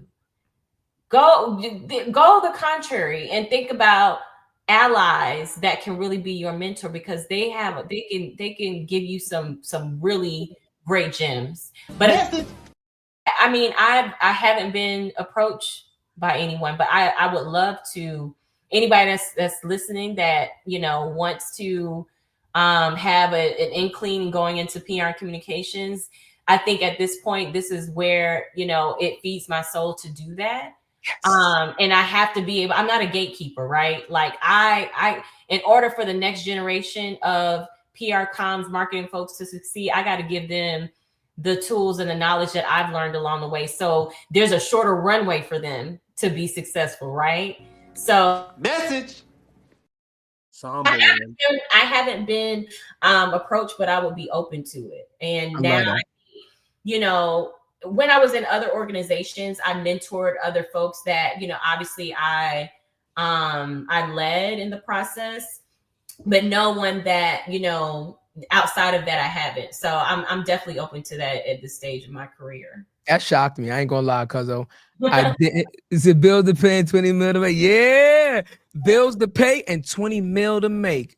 I love it.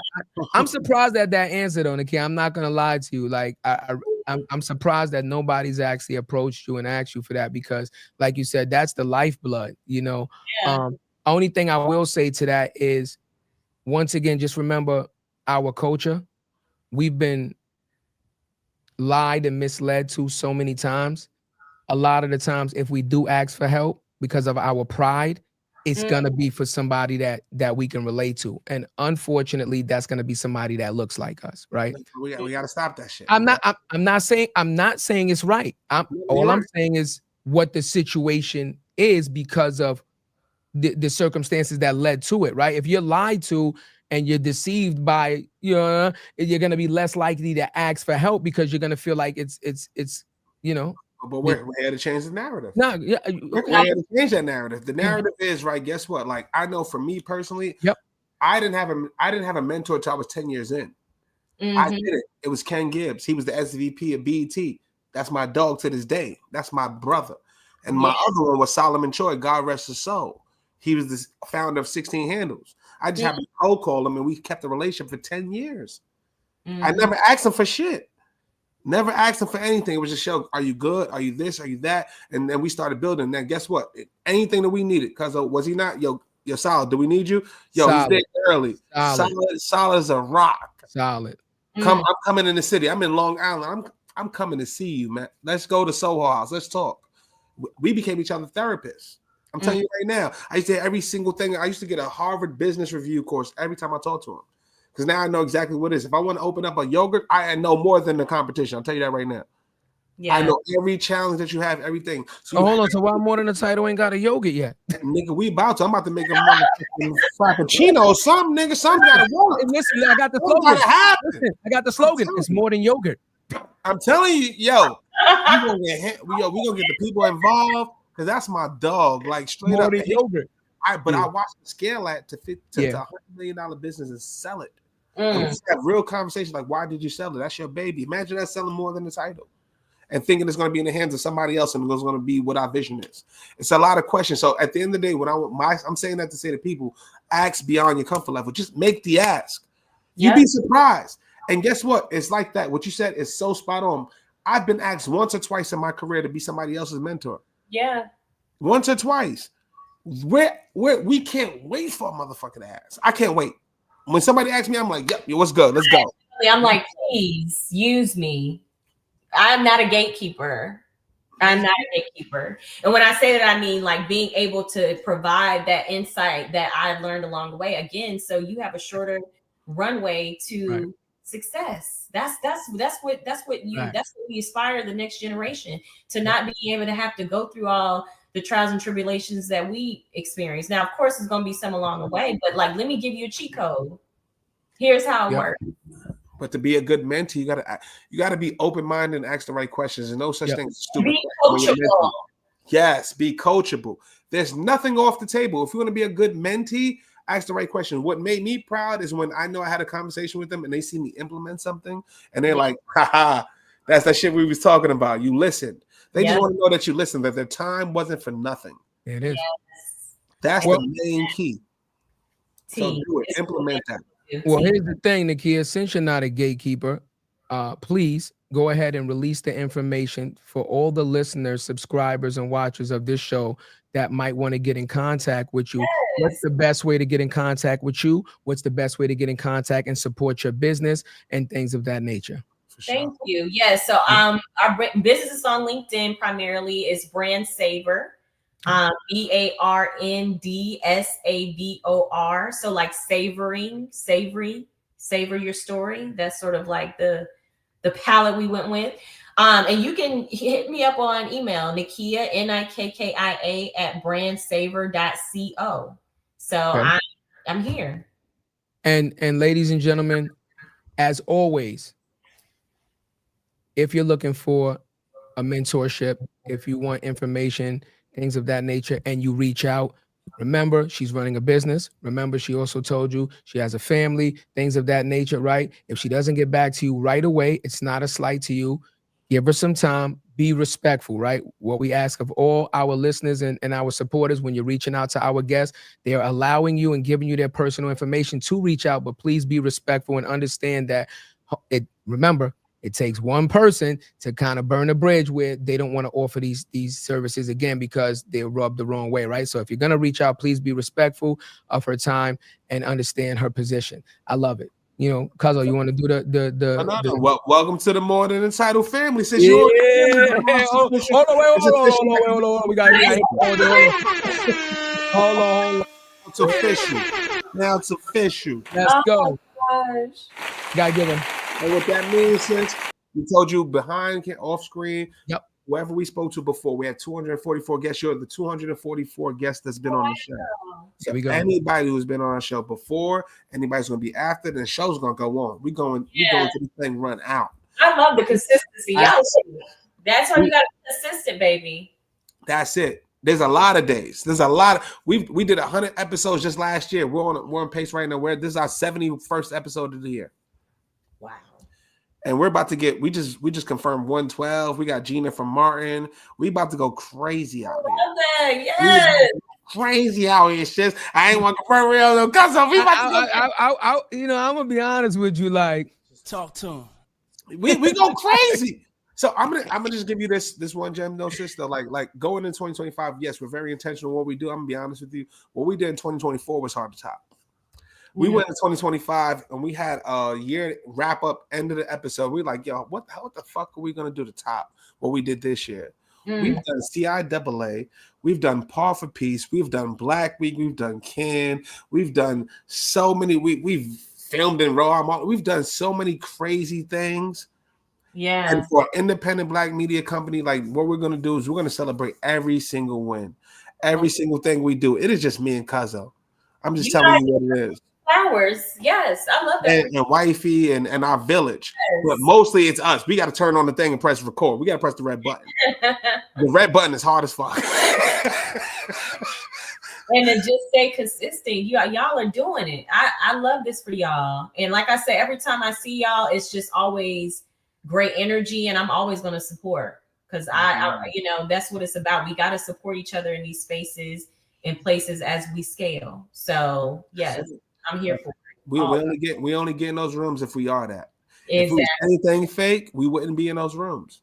Absolutely. We wouldn't be in those rooms. Like we've been what we preach to the detriment sometimes. Yeah. Of ourselves. I guess we're not going to change. We're not. Yeah, he's laughing. He's laughing to the detriment of us. We talk about this all the time. But we got to practice what we preach. Yeah. Change. Who the hell is going to be? Y'all need to hire us. Y'all PR people. Y'all might gonna get it rocking. No, we about to. We already. You saw my executive presidents. We gonna talk about some LinkedIn shit. I already got a couple of plays. That's what I do. I connect dots, baby. Ladies and gentlemen, when you ask us while we're batting 1,000, you see the Hollywood square below us, Nikkia, right there? That's why we're batting 1,000, because we use the word phenomenal. We use the word phenomenal. And she didn't disappoint. Came on, and once again, like all of our guests, they opened up and she was vulnerable with you. She told you about her upbringing, told you about her religion. She told you about how her childhood and her religion was different than most common people, even though she was growing up in a predominantly Black community. You understand what I'm saying? And what that looked like. She told you about the village and her support system. She also was vulnerable enough to tell you about her relationship with her mother, how she valued her mother and the effect of her mother passing, right? When she got out of college, she chose not to leave home because her mother was ill. She stayed, sacrificing. You understand? Because again, it's the human factor. Yeah, we want to make money, but we have to invest in each other, and we have to invest in the people that are pouring into us, making us better people. Unfortunately, after that, she then moved on and started to move around to spread her wings and say, okay, let me see what I can do. Showed loyalty, but kept working, kept grinding, and told you, listen, when I started this, I started at the bottom, Actor. Listen, people, we're sending you this message, right? We're not saying success is not impossible. She's a perfect example. 244 guests show you that they're examples, but you have to start somewhere. You're not going to start at the top level, right? Stop being afraid to start at the bottom, get your education from within, and work your way up. And the key factor that she said is you got to keep going. You got to keep grinding. But also, let's treat each other the way that we want to be treated. Let's start putting that love back into the world and treating people the way we want to be treated, and letting that positive energy come back to us instead of all this negative energy out there that we have, and we'll be in a better place. We also talked about business models. She said, listen, I funded it on my own, right? Now, just be clear. If you're going to fund a business on your own and you need business credit, you have to have good personal credit. That's a little tidbit for you, right? So you got to put in the work again for yourself before you can grow the business. All that to be said, she told you everything. She showed you she's still working. She said, I'm not stopping till at least we get to 20 million, which reiterates what I say every single time to end off this motherfucking show. The dream, the dream, the dream is free, but the hustle. Well, that's so separately, and that 20 million ain't coming without that hustle, motherfucker. We gonna see y'all on Thursday, our second favorite pod day. It's your favorite podcast, More Than the Title. Who but us? Peace. What you know about me? I seen it all, heard it all. Oh, what you know about me? I done it all, just one.